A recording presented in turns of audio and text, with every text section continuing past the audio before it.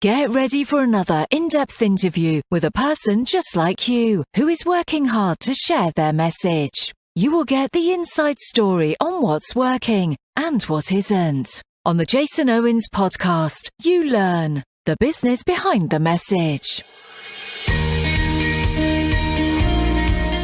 All right, everyone. Thank you so much for joining me for episode 17.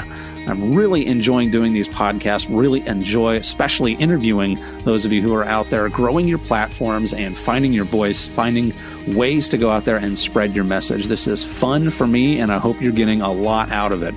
Hey, listen, today we are joined by Sebastien Richard, who is a John Maxwell Team certified speaker and coach. He is also the author of 2 books. The first one is called Thriving on Purpose, 8 Stepping Stones to a Successful and Fulfilled Life.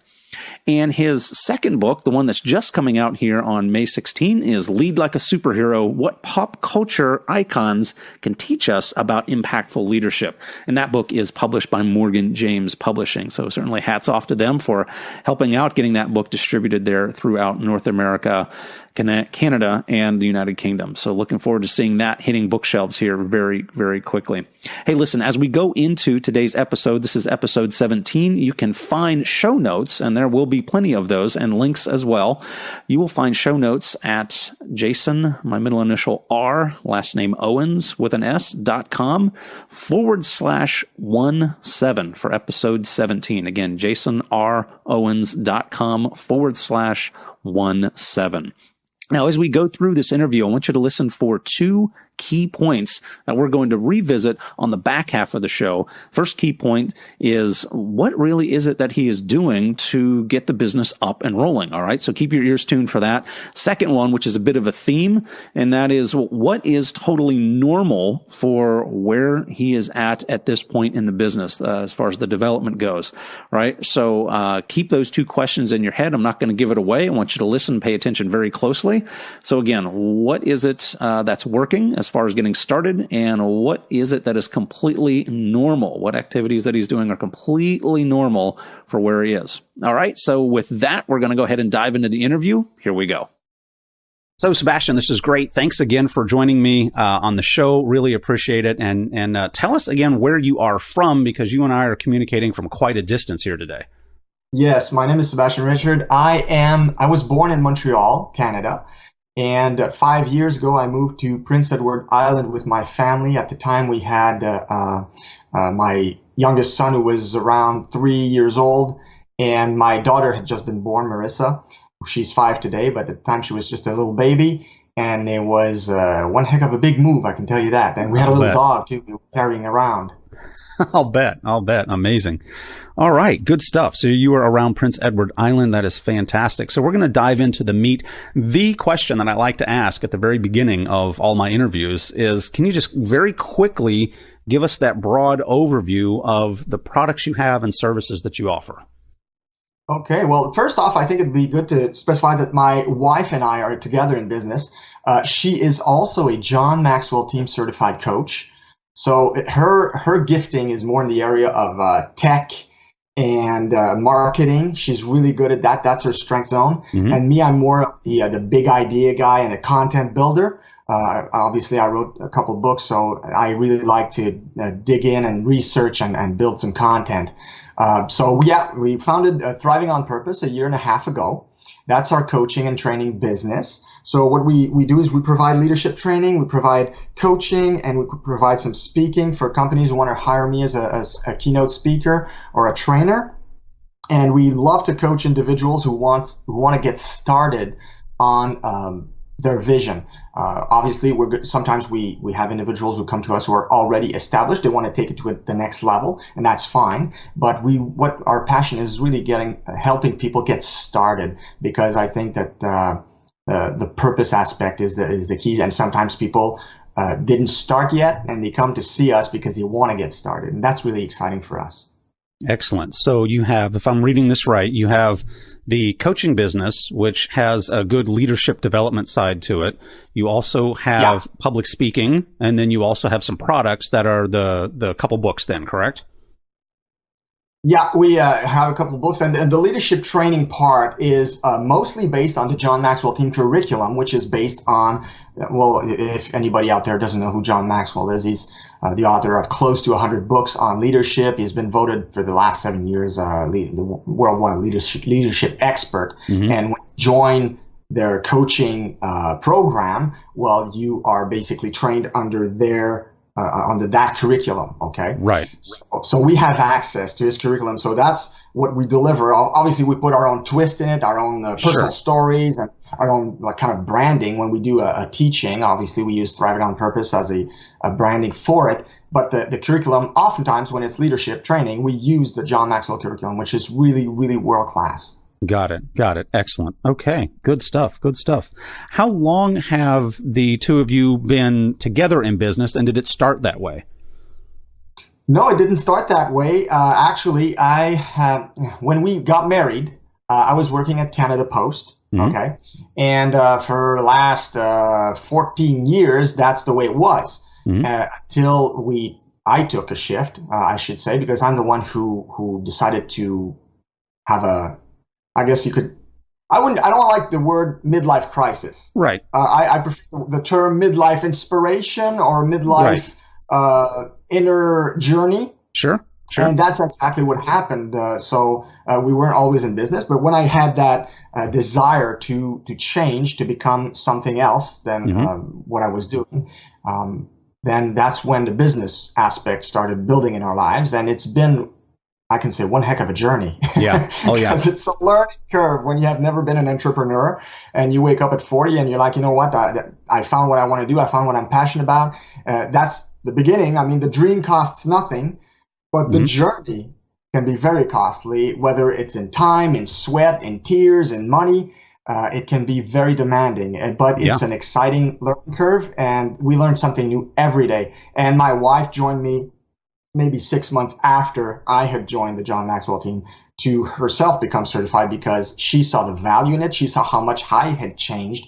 I had grown through the process of learning leadership, becoming an entrepreneur, and she got excited about it. And she's always been the one who had more of the, I guess you could say, the business, for lack of a better term, the ballsy business driven thing. Me, I'm more like I said, the content builder and the idea guy, but she is more of the nitty gritty kind of let's make it happen kind of thing, you know? Yeah. So when we joined forces, when she became certified as well, and we created that family business, because it is a family business, Thriving on Purpose. For now, I mean, we don't know what the future holds. As we grow and expand, it could become much more, but for now, it's a family business. It's a young business. We're only a year and a half into it. Okay. But it's exciting. So that's how we got started together. That's great. That's fantastic. I think a lot of people who are listening to this podcast and a lot of people who follow me in general are people who at some point in their lives say, okay, I'm doing this, whatever this is. What else can I do? Right? What other area? If I were to really apply myself, if I were to really take that step, what else could I go accomplish? And so like you, I think a lot of my listeners have also taken that step and also found out, holy cow, this is a lot bigger than I thought I was getting into. I know that I have my own story behind that. And frankly, whenever we get, if you kind of get into a really good heart to heart with someone and you can kind of peel away that facade, you'll find, I think pretty much every one of us has that, holy cow, what did I get myself into? We have those moments, I would say, every week. Yes, I'm with you completely. So tell us, what is working with you? Say in this first year and a half, what is working for you as far as finding clients? And let's just pick on right now, just the public speaking side. What's really working on helping you find clients for your public speaking business? Yeah, I heard a speaker once said, he said, start where you are. Think big, start small, start where you are. And for me, what's really been working is going to Chamber of Commerce, Lions Club, Rotary Club, doing some networking there, meeting people there, getting speaking engagements from there, and you can grow your business from there through the connections you make and the people who learn to see you at work and who appreciate what you're doing, the content you're giving. Oftentimes they're going to come and see you afterwards and say, hey, I like what you gave. Would you do that for my company, organization, church? I do churches as well. I love to do churches. Yeah. I don't charge for them, but I love to do them because I was in my early 20s, I was a lay preacher. Oh, nice. So that's got to know the speaking lane. That's how I got familiarized with the speaking lane. I could go more in detail if you want on that and explain how it all translated into me becoming a public speaker and author, because it was more in my early 20s that I discovered that passion, but I didn't have the self-belief, right, and the mindset, right, to actually pursue it. Got it. Now, you just hit on something really important here that I want to go back to, and that is, it was the Lions Club, the Chamber of Commerce, I'm going to use the phrase, not sexy, right? A lot of us are looking for, what's that Facebook ad campaign that's just really going to catapult me into my millions in my first 6 weeks? And I do the Facebook ad campaign stuff, but you know what? Facebook is not really great for selling. It's really more better to create content and to add value. That's how they get to know you. And for me, and when I say recently, I mean maybe 3 months ago, I started lives, doing some coaching videos there, and it's been a real blessing. I've been enjoying every minute of it. I love to teach. That's what I love to do. And you know what?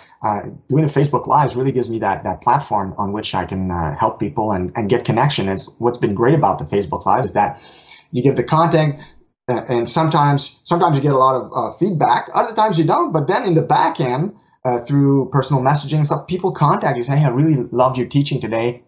They didn't want to contact you publicly, but they do it in the back end through a messenger. Right. And that's when you can get some good contacts there. Brilliant. So let's talk about that a little deeper. Roughly how often do you run one of these Facebook Lives? Is it like once a day, or is this more like once a month? Yeah, well, see, I'm a very busy guy, and I know everybody says that. We're all busy, right? Mm-hmm. But I do have 3 young kids at home, okay? Mm-hmm. So my wife and I, we have our young kids at home. Jason is 8, he goes to school. Mm-hmm. Marissa's 4, she's not yet in school, and Caitlin is 2 years old, and she's running all over the place, and you can only imagine how that can be. Right. So we're busy with that on one end, but also I still have a part-time job, because I'm still transitioning from my passion, which is coaching, speaking, writing, being an author. And it's a transition. It's a process. You can't just say, oh, yeah, I'm going to do that and quit everything and then throw yourself in the void. I mean, obviously, I've been tempted to do that many, many times. Mm-hmm. But then there's my wife, who's a more grounded one, and says, no, it's not time yet. Let's keep transitioning and building upon what we already have and making it better, and building a bigger business until we can actually say bye-bye to the other, kind of, let's just call it a job, right? It's a job. Just obeying bosses, a job. Okay. Good stuff. Cool. So when you're doing the Facebook Lives, are these like a 3-minute session? Are they 20 minutes long? Give us a feel for how long they are. I want to do them I want to do them under 5. I really do. Okay. But when I start to teach, for some reason, I can be long-winded, and I'm trying to correct myself on that, because I know that people on Facebook prefer the 5-minute format, maybe maximum 10 minutes. Right. Oftentimes it's more like 10 to 15 on a regular Thriving on Purpose teaching session, and I use all kinds of subjects. But what I'm really passionate about is personal growth, faith, and leadership. Those are my 3 preferences.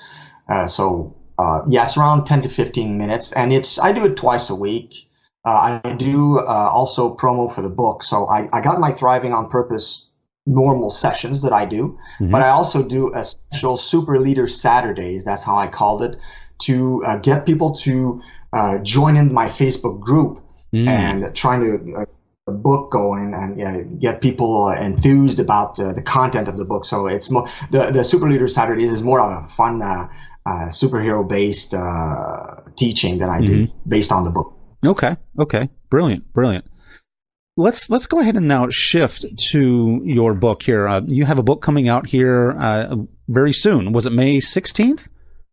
May 16th, yes. The book will be coming out. It is published by Morgan James. It's 236 pages, although it says 256 if you count all the blank pages and all the other pages to compile the whole book. So it's a normal-sized book, and it's coming out on May 16th, Lead Like a Superhero. It is based on, can I go into how I got the idea? Yeah, please. Yeah, so when I was following my John Maxwell training, and here's what I want to emphasize.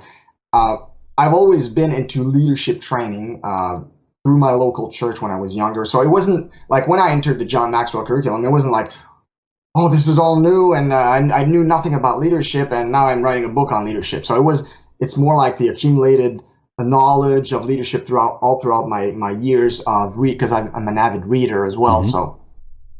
So when I was studying the content, obviously you get more into that lane, so you start seeing it everywhere. And it's like when they give the analogy, you buy yourself a green Buick. Well, all of a sudden you're going to see green Buicks everywhere on the street, right? Well, you're studying leadership on a daily basis, then you start looking at leadership everywhere you see it. It pops up, and you analyze stuff, and you analyze situations, and you analyze people, and you analyze leadership styles. And a thought occurred to me one day. It came out of the blue pretty much. It was, wow, because I like superheroes. I grew up with I was a big fan of, kind of a geek. And I thought, wow, Superman's a great leader. Oh, and so is Captain America. Mm-hmm. Oh, Batman's a leader too, but he's different. And then I started noticing, as I was thinking to myself, that many of them were really, really good leaders. But it's not something that's ever been addressed. So I just grabbed a piece of paper, the closest thing that was to me, and I started jotting down. I think I came up with 10 names at the time of the top superheroes. And next to them, I wrote their leadership style, how they lead. Because they don't have the same approach. They don't bring the same thing to the table. Mm-hmm. And that's when I got really excited. Yeah. Right then and there, I knew I had something special. I didn't know exactly, I didn't have a full vision, but I thought, you know what, I was looking at a chart where I had written down 10 names, and wow, those could be 10 chapters in a book. And then, poof, called my wife. I was like almost dancing. I said, oh, I have a great idea for a book. And you need to understand my wife, Elisabeth, she is more grounded than I am. I'm the big idea guy. I get excited. But she's more grounded. And usually, when I have a big idea, she's going to be the first one to tell me how to be more grounded. Or sometimes downright tell me, here's why your idea is not going to work. Or here's what you should realize before you start with that idea. Okay? Here's what the hurdles are going to be. So she's good at that. But when I gave her the idea for the book, surprisingly, she said, wow, that's a great idea. And then I started dancing even more, because I know, oh, if she says it's a great idea, I know I have an amazing idea. Right. When I got home that night, right away, I jumped on my computer, opened up a Word document, and I started writing the introduction, and it flowed. It took me about 8 months to write the book down, because I was so inspired. Because you see, and I've been telling that to my wife, and you stop me if I'm taking too much time here, but I realized that young men or young women who are into superheroes, without realizing it, are into one particular thing. They want to feel empowered. Yeah. So oftentimes, those we call geeks want to feel empowered. That's why they go down that route and they become fans of the genre. Right. And I've noticed growing up that the jocks in my high school, the guys who had the girls, the attention, the good looks, they weren't into superheroes. Mm-hmm. It was the guys who didn't have the confidence, who didn't have the, I guess you could call it high school popularity or success, or a little bit more the outcasts. And that's what I like about the book, is that it goes to get that niche of people who want more out of life, but might not necessarily how to get it. And I believe that everything rises and falls on leadership. And when I say everything, I mean everything. Mm-hmm. Ourselves, our self-belief, our self-confidence, our marriages, our families, our communities, our organizations, our churches, and all that. All of that rises and falls on leadership. Mm-hmm. So realizing the importance of leadership, it was great for me when I wrote the book to realize that this is going to get those people who might want more but not exactly know how to get more, because they are not familiar with leadership. They're not necessarily the type of people who would go to a bookstore and buy a John Maxwell leadership book. Right. Understand what I'm saying? Right. No, I love that. I think that's a good non-intuitive way to, it's kind of a backdoor method, right? I mean, you take somebody's interest and then you end up saying, hey, by the way, if you like this stuff, here's really what that's saying to you, and here's why it's speaking to you. In fact, one of my favorite authors, John Eldredge, actually does a beautiful job of doing that backdoor method and helping explain why things are the way they are. It's brilliant. I love John, it.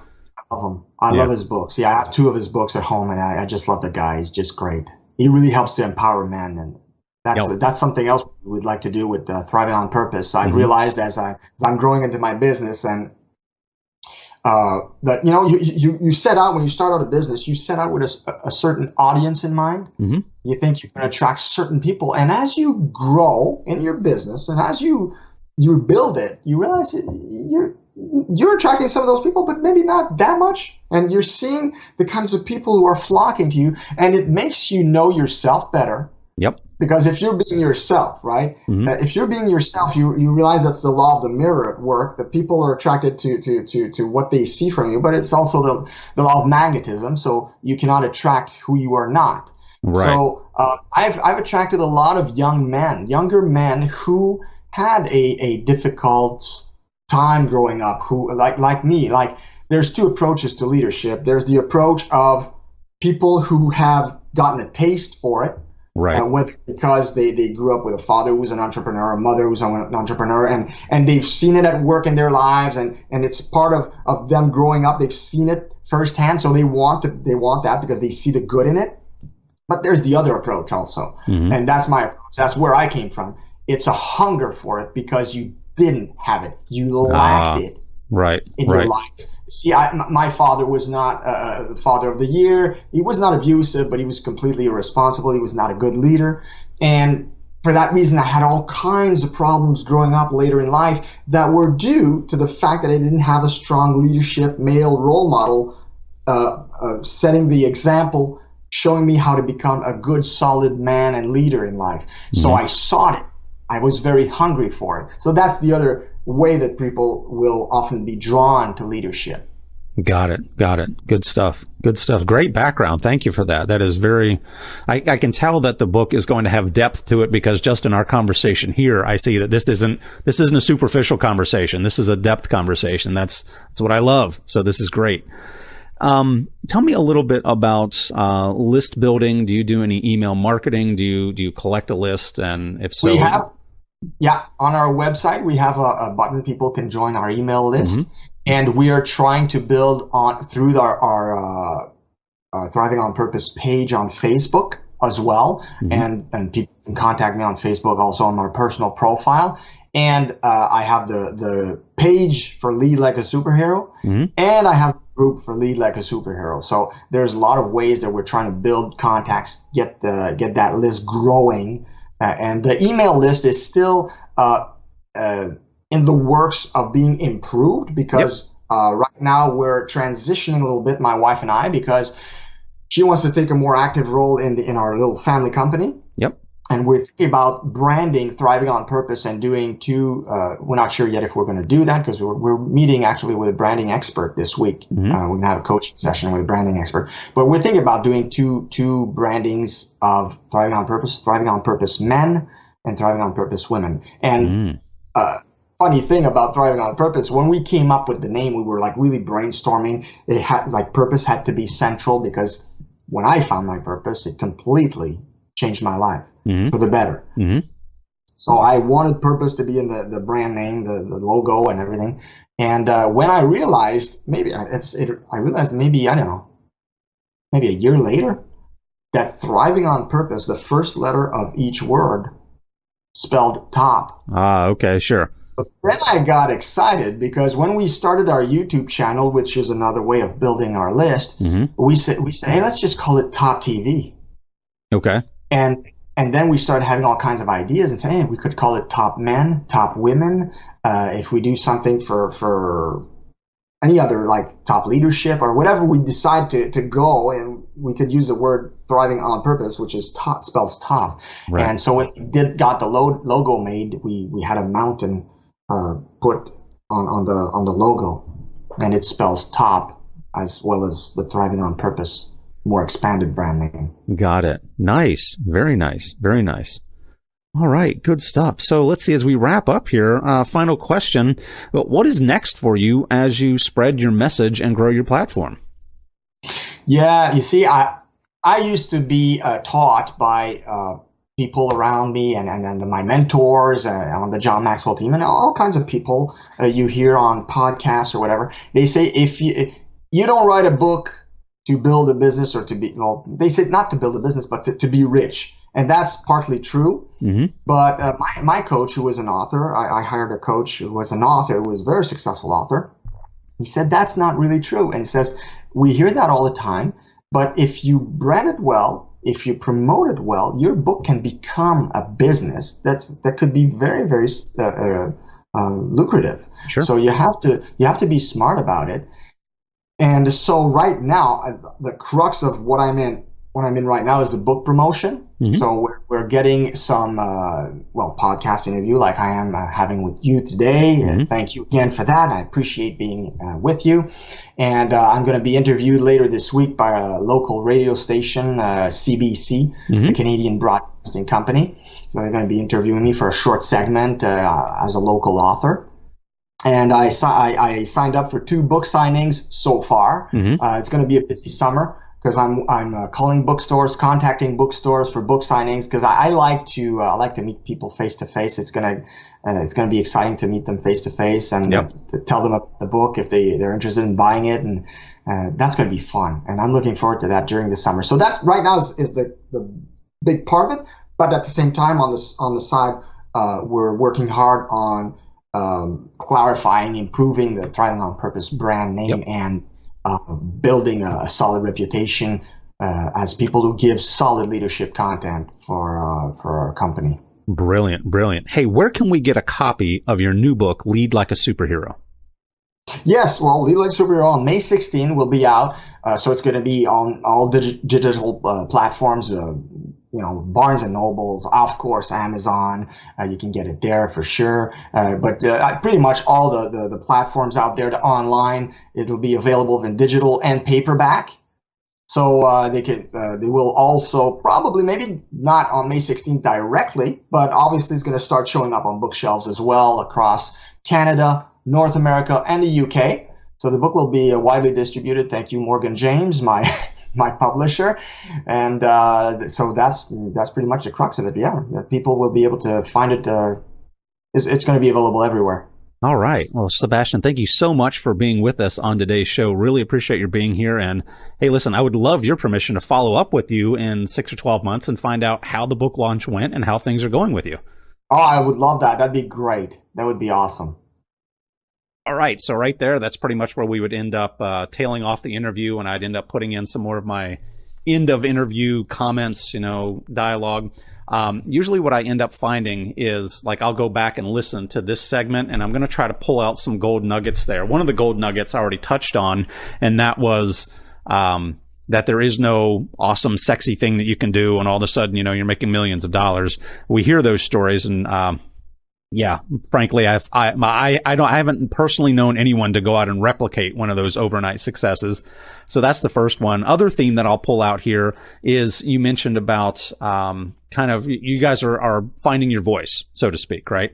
And we're in the process, and it's a process. Like, you don't automatically find your branding and who you're gonna be, and there's twists and turns along the way, and people come to you that sometimes may be unexpected, and especially when consistency starts pouring in, and you see a certain type of people, you're like, you know what? I seem to be appealing more to those people. I didn't expect that, or sometimes it's expected. It's the people you wanted to attract, but you need to grow, learn, and adapt, because it's not a straight path. It definitely isn't a straight path, and it's success is uphill. It's uphill all the way. Yeah, it is. And you, I wish there were more people like you who would say exactly really just how difficult this journey is, because it's not easy, right? You pick up Entrepreneur Magazine and it's, gosh, you just buy this franchise and, you're off making millions. And I just haven't known that to ever be the case, me personally, and a lot of the people that I interview. It's like, holy cow, this is really hard work. So, yeah, well, exactly. It's so hard. That's why I'm convinced that's why you need to have that passion. You need to have that purpose that's really the fire burning within you that's going to help you get through those hurdles and difficulties, because there's going to be some for sure along the way. I mean, I've been listening to Gary Vaynerchuk for the last couple of months. I really like him. And he says it all the time. He says, it's nose to the grindstone. He made a short video, is about 8 minutes long, and it's called Overnight Success. If any listeners want to go listen to that short video, it's going to really show you that there's no such thing as overnight success. It's really grind, and eventually it compounds. I love the Darren Hardy's book, Compound Effect. Yeah. It compounds into success, but it's really an everyday thing. Yeah, you got it. Good stuff. Well, hey, thanks so much for your time. I really, really appreciate it. Take care, and I'm off and running here to my next appointment. God bless you. Bye-bye. Bye-bye. Ever come home from a conference or a networking function with this stack of business cards, and you're thinking, hey, some of these people could really be good business contacts for me? Then several months later, you run across this same stack of cards that really could have amounted to something, but never did because you didn't get around at entering those cards. I see the cards as being one of the biggest sources of untapped, low-hanging fruit for you. Inside this stack could be your next speaking gig, new coaching clients, the next wave of members in your membership program. This could be the very traction that you're looking for if you just took time to enter the cards. But let me help with that. I will scan stacks of your business cards into digital form so you can upload them into your address book or your favorite contact manager so that you can do something with them, right? And I'll do all this for just $7. Yep, $7. Go over to my site at jasonrowens.com / and then the word stacks to get this offer. That's STACKS. You've already done the hard part of collecting the cards. Now let's put these into a usable form so you can develop the relationships you need to move your business forward. Okay, there were so many good parts to this interview. And I want to focus on two of them that really jumped out to me. In fact, I even brought that up in the intro that we were going to go over these two. So here are the two that jumped out to me.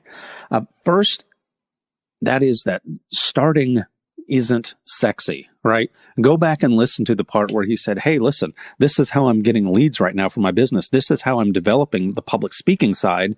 I'm going to the Chamber of Commerce. I'm going to the Lions Club, the Rotary Club, right? I'm going out and I'm getting known, and I'm developing trust with people. I'm developing relationships with people. It's all about really that kind of nose to the grindstone, as he said, nose to the grindstone work of just being out and being present. Now, I think what all of us are looking for is, hey, what is that one special Facebook ad campaign that I can do? Or what's that one list building technique that I can use that's really going to put me over the top?